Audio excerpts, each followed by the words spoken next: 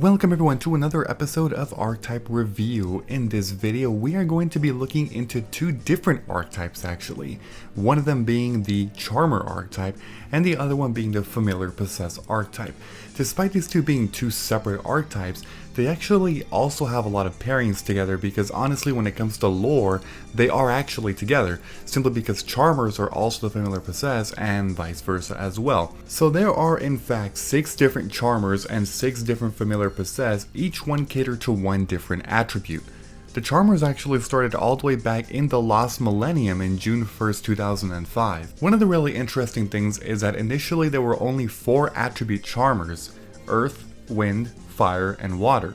However, eventually they decided to also release the Dark and eventually even the Light for a total of 6 Charmers for a grand total of 1 for each attribute.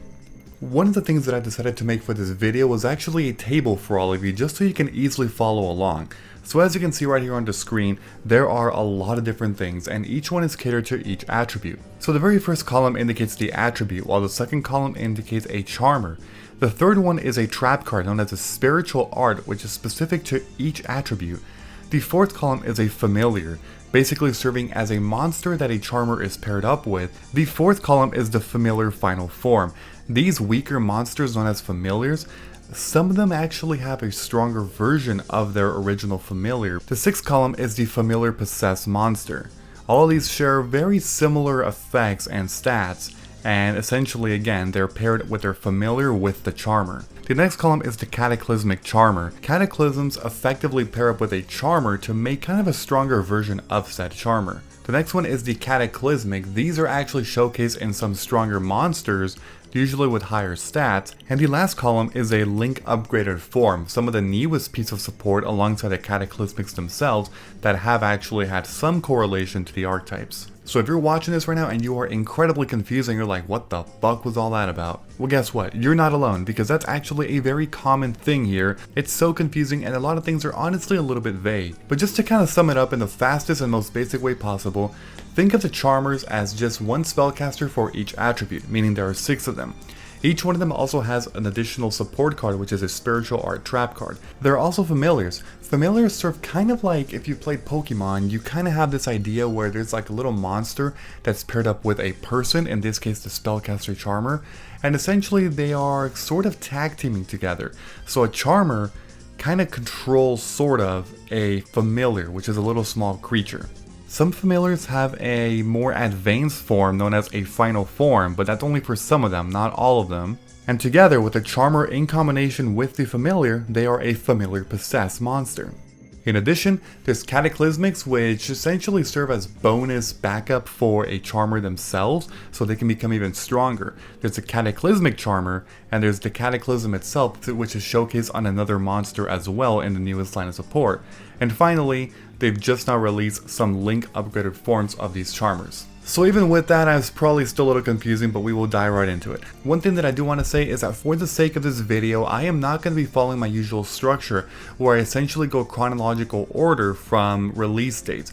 The reason why is because I think it's actually a lot more effective to go by these columns and go section by section, just so I don't really go back and forth between different columns and confuse the hell out of everybody.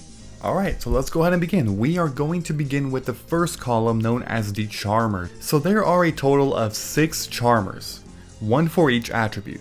Ausa the Earth Charmer is for Earth, Wind the Wind Charmer is for Wind, Hita the Fire Charmer is for Fire, Area the Water Charmer is for Water, Dark the Dark Charmer is for Dark, and Lina the Light Charmer is for Light. All of them are level 3 spellcaster monsters with 500 attack and 1500 defense, and their effects read: Flip, take control of one monster your opponent controls while this card is face up on the field. Now, I said it very vaguely, but actually each of these Charmers is specific to an attribute.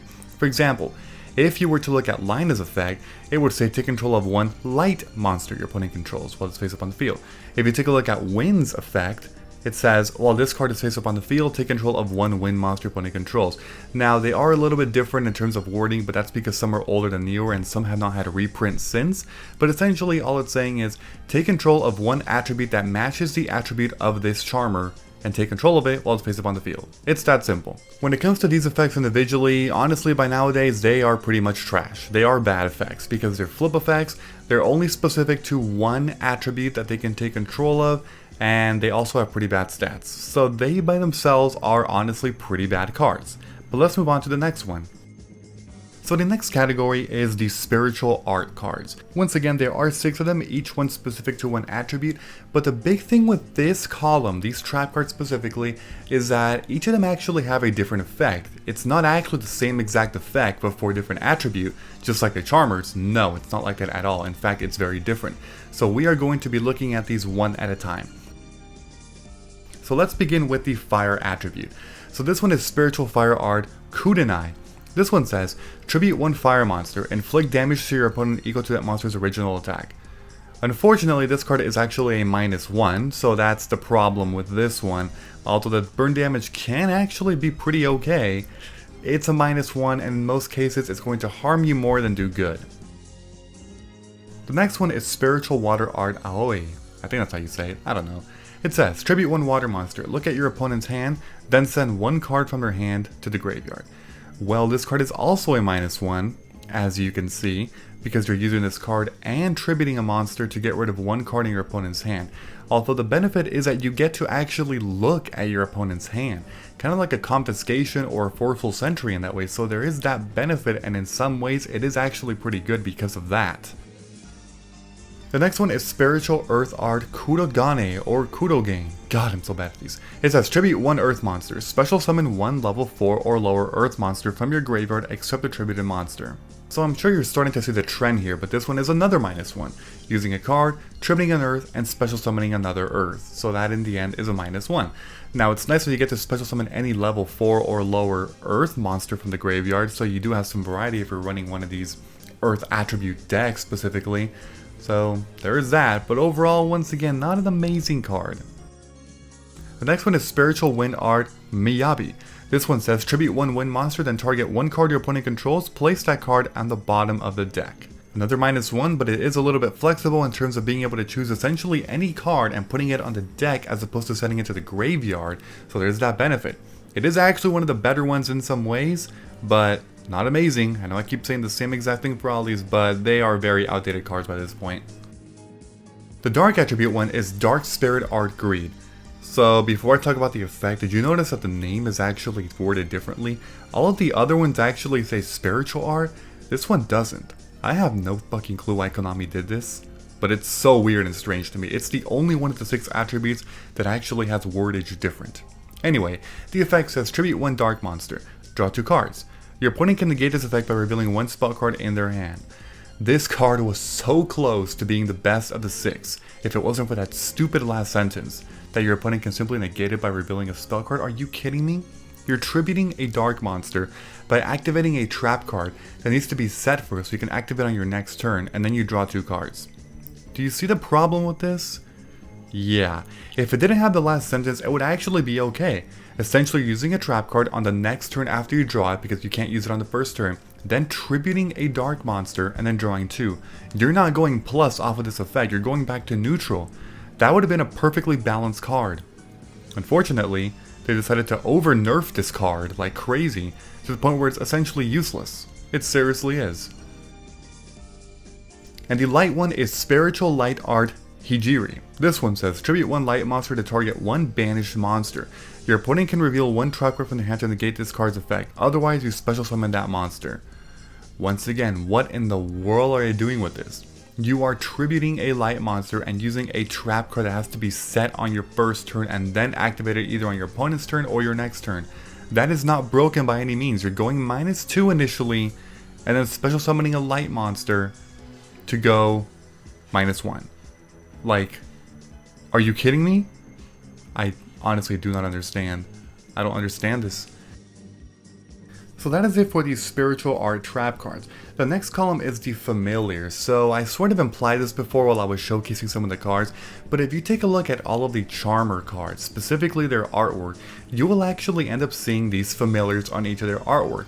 Once again, there are 6 of them and each one is catered to one specific attribute. These monsters for the most part are really weak and pathetic on their own in terms of stats, But obviously it's supposed to be lore-wise basically paired up with these cards here to make a familiar possess.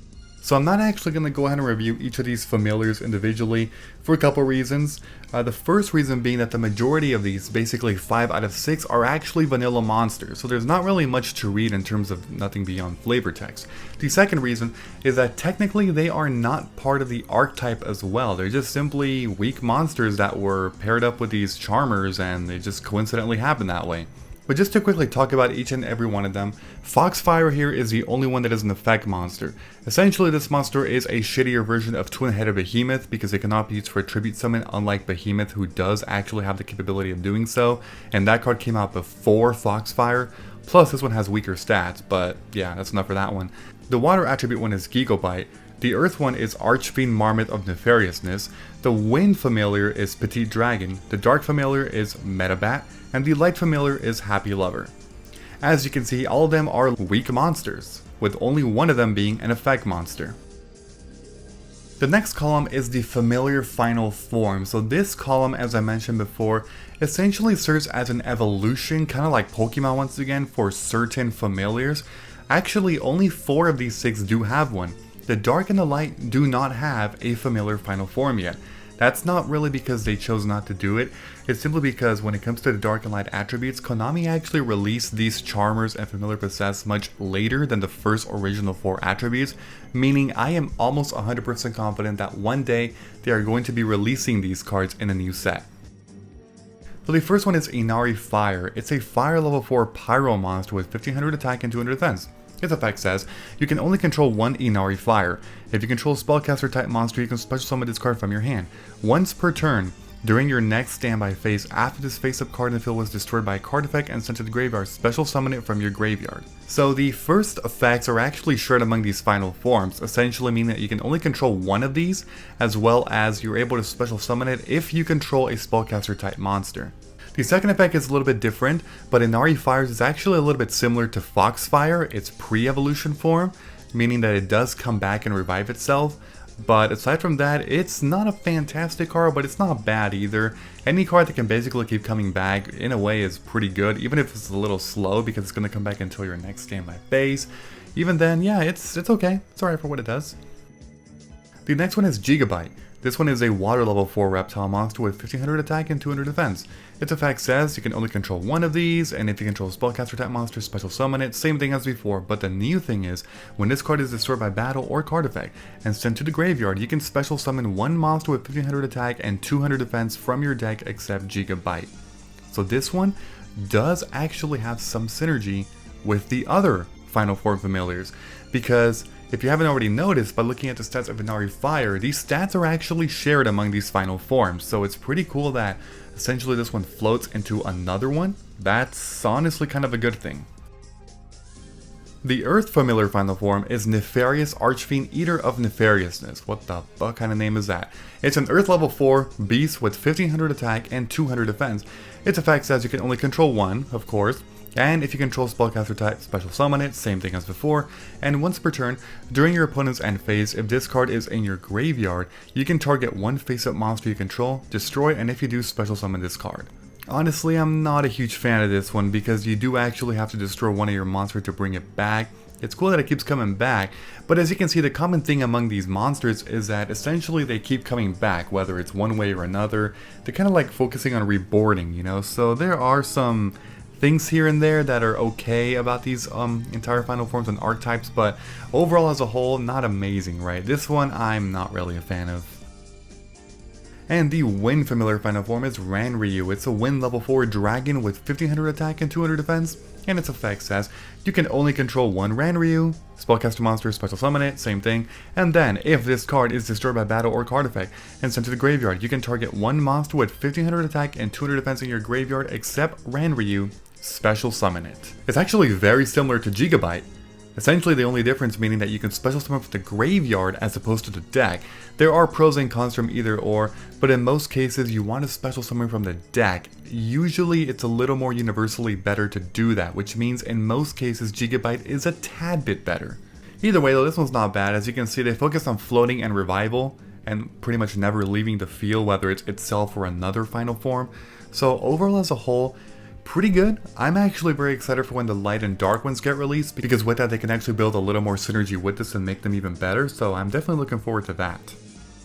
Now we're moving on to the next column, known as Familiar Possessed. What's really interesting about these 6 cards is that if you take a look at the artwork, and the familiar in the artwork, you can actually see that it's their final form and not their first form, meaning we are getting a sneak peek of what the final form for the familiars is going to look like for the dark and light attributes, meaning Dark and Lina. First of all 6 familiar possessed monsters actually have their specific attribute. They're all level 4, they're all spellcasters, and they all have 1850 attack and 1500 defense. That is a shared stat lineup. Let's take a look at the first one, Familiar Possessed Hita. The effect says you can send 1 Hita the Fire Charmer and 1 fire monster you control to the graveyard to special summon this card from your hand or deck. If you do, this card gets the following effect. I'm not going to read that because basically it's piercing. That's it. So I will actually give props to these Familiar Possessed monsters because they have an incredibly unique special summoning condition that some of you probably already know about. Any card that has an effect that special summons themselves from the deck is actually incredibly unique and intriguing.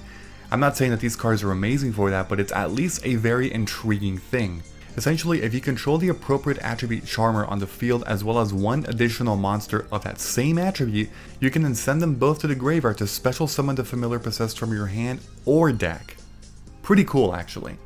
And if you do that, it gets piercing as well. Honestly, not horrible. They were a lot better when they first came out, because 1850 attack with piercing was honestly not bad, even though the special summoning condition is actually still a little crazy, even back then.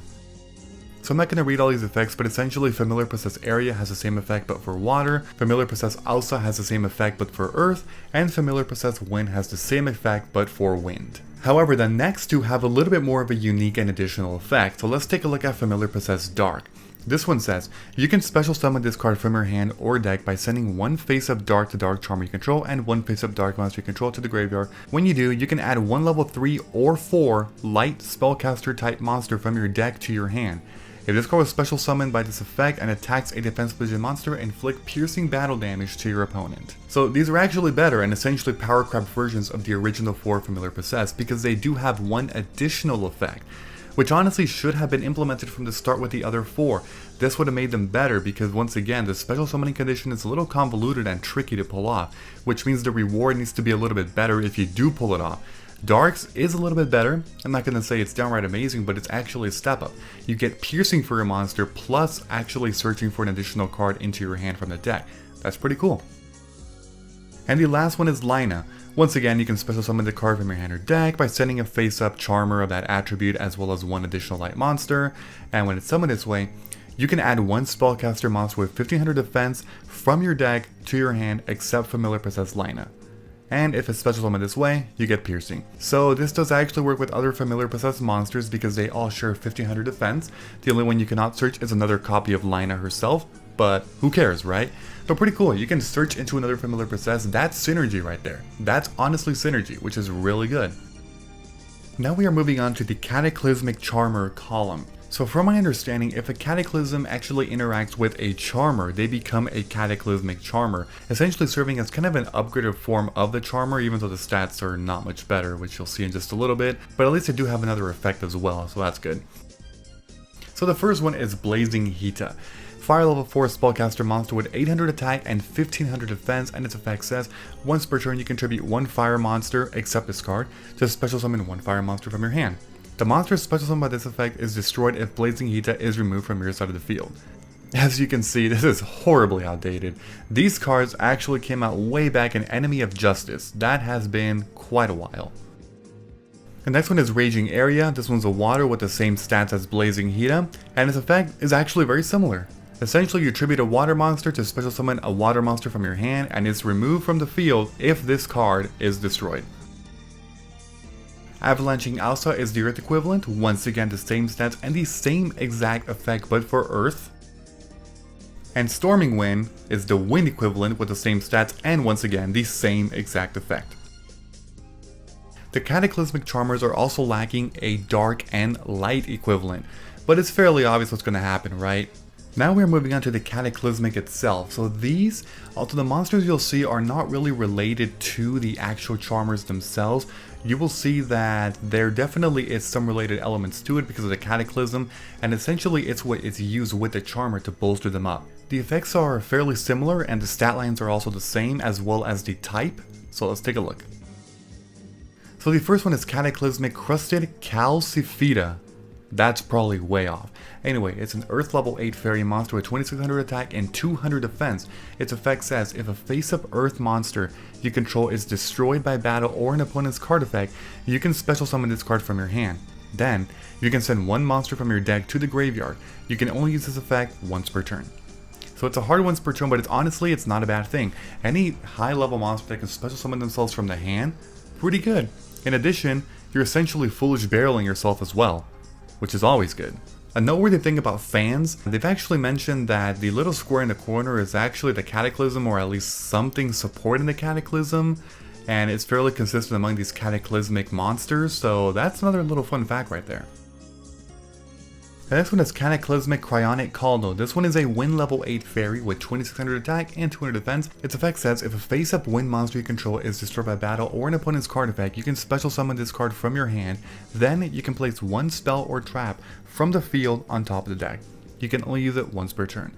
Once again, not horrible. Special summoning condition there we go. And you can also essentially place a card from the field to the deck. That's honestly generally much better than sending something to the graveyard and destroying it, because it bypasses destruction, so that's pretty cool.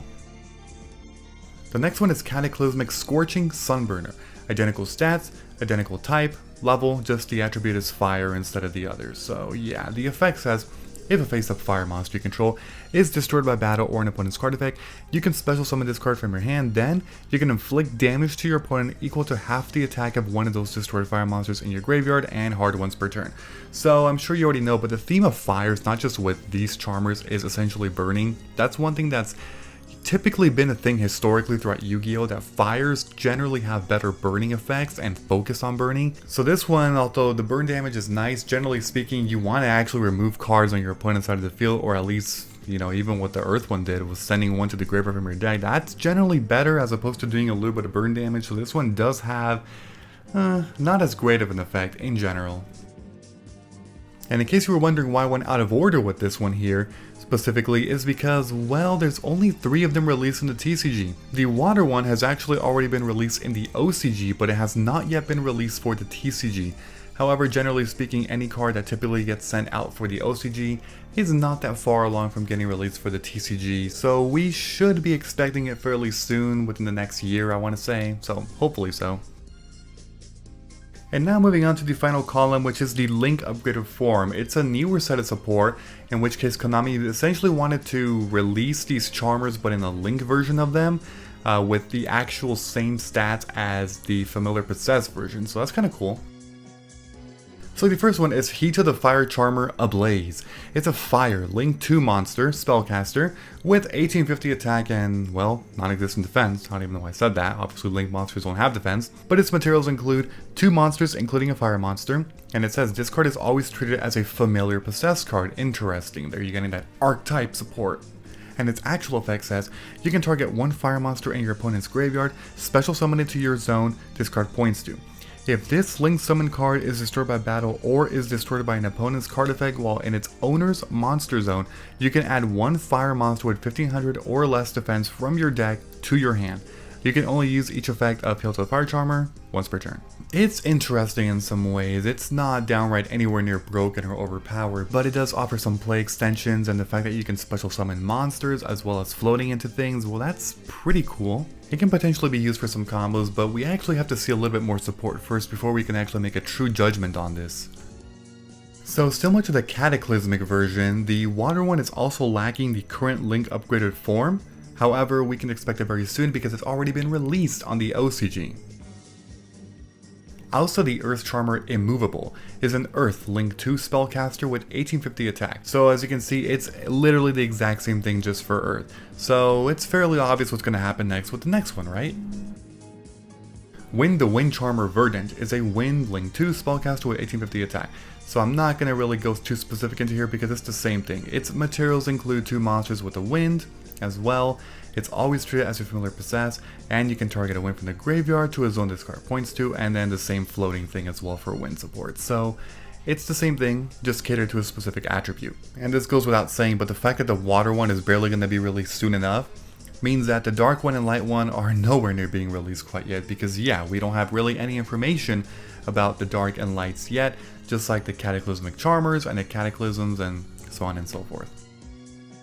The last thing I will say is that there actually is one more card that was released approximately a year ago, and I looked into this quite a lot to try to find some research, and apparently a lot of sources call this a medium in terms of the categories. However, the wind one, known as Wind, does actually have an additional monster known as Wind, the Wind Medium, but only in the OCG, not the TCG. Just by looking at its effect in Japanese and the translation of it, it's basically saying that first of all, it's treated as a Charmer card as opposed to a Familiar Possessed card, and it does have additional wind support. However, there's not too much info about this in regards to maybe if it'll be released for the TCG, or if further cards of this specific version are going to be released as well for this medium, as it says Wind the Wind Medium, so we need more information about that.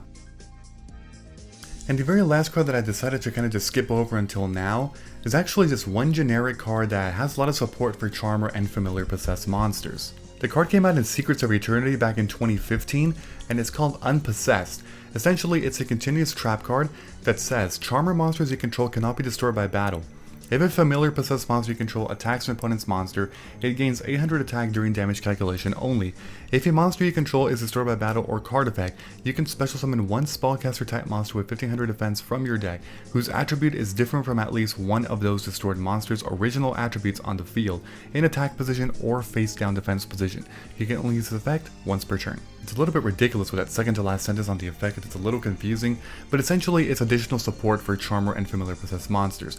Honestly, it has some effects bearing kind of like a field spell, but it's actually not a field spell, which is a little interesting, but it would have been a little bit better if it was a field spell, because for one, it would have been a spell card, which means you can activate it on the turn you draw it as opposed to waiting a turn, so that's one downside. If it was a field spell, you could also add additional support with Metaverse or Terraforming, but unfortunately you really can't, and that's where a big downside plays into this. I honestly don't know why they didn't make this a field spell, and instead it continues trap card, but I can't really complain, right? But honestly, that's it for the archetypes. Yes, archetypes, both, meaning Charmer and Familiar Possessed, because like I said, once again, they are actually two separate archetypes, because they're referred to as different things. There's not really a lot of simple ways in terms of giving advice for how to make this archetype better. The only big thing that they share in commonalities is typically their spellcaster type. The stat lines are also fairly similar. For example, all Charmers have the same stats, all Familiar Possessed have the same stats, all Cataclysmics have the same stats, and so on and so forth. So because of that, you could actually find cards that have bonuses to monsters with the same stats, but actually it was a little hard. I tried to look into it, and it was a little bit difficult to find this. In fact, some of the effects themselves, like the final forms of the familiars, actually have these effects that specifically indicate the stat lines of additional familiar final forms. So it's more so exclusive to this archetype, or these archetypes. One thing that makes it really hard to synergize together is the fact that they're all different attributes. That really does make it very challenging, because it's hard to find support for just one attribute. If anything, in many ways, it's actually a little bit more effective to utilize them in a deck specifically with one attribute. For example, if you were making like a deck full of wind monsters and putting wind support cards, both spells and traps, it actually wouldn't hurt to use some of these wind specific cards in these archetypes, especially the Link monster, because the Link monster does have specific wind support and doesn't really specify specific support for Familiar Possessed or Charmers, so it really helps out with winds in general. That same thing goes for the other elements, but the downside is for Darks and Lights that they don't actually have their good support cards quite yet, and hopefully they're going to come out around soon. But overall, that is actually it for the entire Familiar Possessed and Charmer archetypes. As always, let me know what you think of these archetypes as well as the nature of the video to see if I should do things a little bit differently. This time around, I did do a very big different thing in terms of not going into chronological order, but instead going column by column, because there were a lot of different crazy things about these archetypes, and if I went chronologically, it would have really confused the fuck out of everybody, and I decided not to do that. So, if you enjoyed this video in any way, please be sure to leave a like and a comment. I'd appreciate it very much. Thank you, and as always, I will see you all next time. Bye bye everyone, have a great and fantastic day.